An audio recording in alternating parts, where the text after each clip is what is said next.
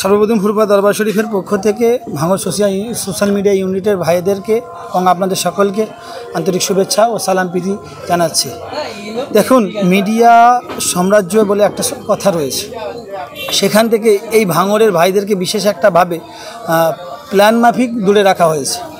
সে বিভিন্ন কারণবশত রাখা হয়েছে, কিন্তু এখন প্রয়োজন রয়েছে সোশ্যাল মিডিয়ায় যারা এই ছোট্ট চ্যানেল যাদেরকে বলে, আসলে এরা ছোট্ট না, অনেকে 1 মিলিয়ন সাবস্ক্রাইবার আছে, কারো 2 মিলিয়ন, এরকম অনেক ভাইরা আছে। তাদেরকে মূল স্রোতে আনা যায় কীভাবে, আমাদের চেষ্টা।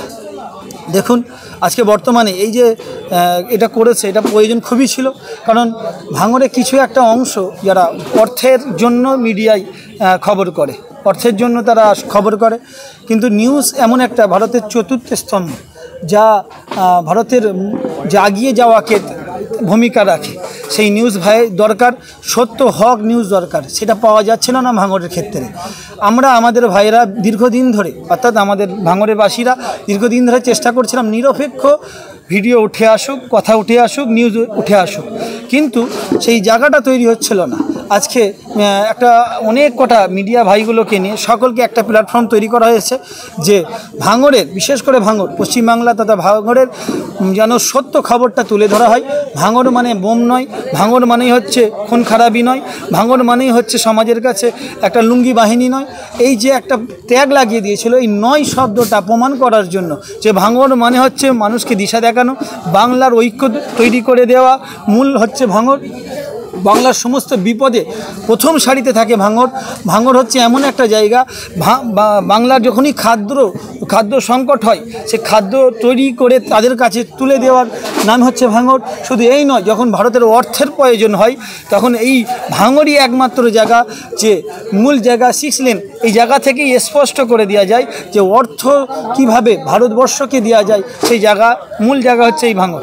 তো অতএব ভাঙড় ছাড়া পশ্চিমবাংলা বঙ্গ আমাদের চলতে পারে না।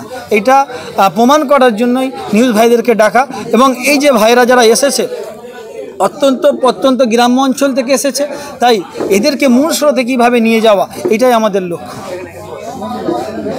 সোশ্যাল মিডিয়ায় কাজ করার নিয়ে অনেক দল থেকে বাধা বিঘ্ন হচ্ছে, কী বলবেন? যে সর্বোপরি বলি যে ভালো কাজ করলে বাধা আসবে, ভালো কাজ করতে গেলে বাধা আসবে, বাধা অতিক্রম করেই আমাদেরকে কাজ করতে হবে। আর যতক্ষণ না বাধা এসছে, আপনি আগাতে পারবেন না।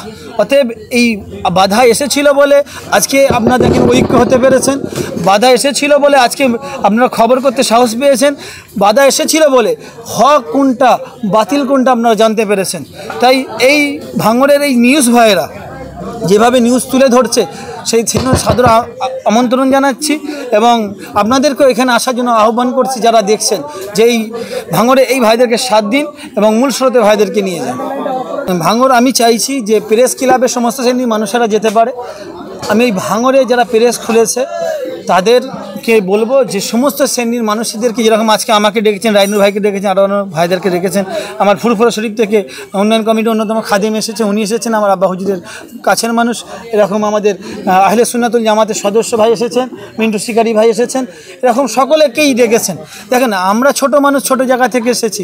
আমি বিশ্বাস রাখি একদিন আমাদের থেকে যারা মহান রয়েছেন, ভালো রয়েছেন, তারা একদিন আসবে এই জায়গাটায় এসে তারা বলতে বাধ্য হবে, ভাঙড় ছাড়া, ভাঙড় নিউজ ছাড়া বিকল্প কোনো নিউজে নেই। সত্য বলার জন্য আশা রাখবো। এটা কি বলবেন, ভাঙড়ে বারংবার নিউজ বলে নিউজাররা আক্রান্ত হচ্ছে কোনো শাসকের কাছে বা কোনো মস্তানদের কাছে, কি বলতে চাইছেন? আজকে আপনি এই জায়গাতে আসলেন, বা এরা একতা, যারা আর কি সত্য খবর তুলে ধরে, তারা আজকে একতাভাবে আজকে একটা প্রোগ্রাম করলো।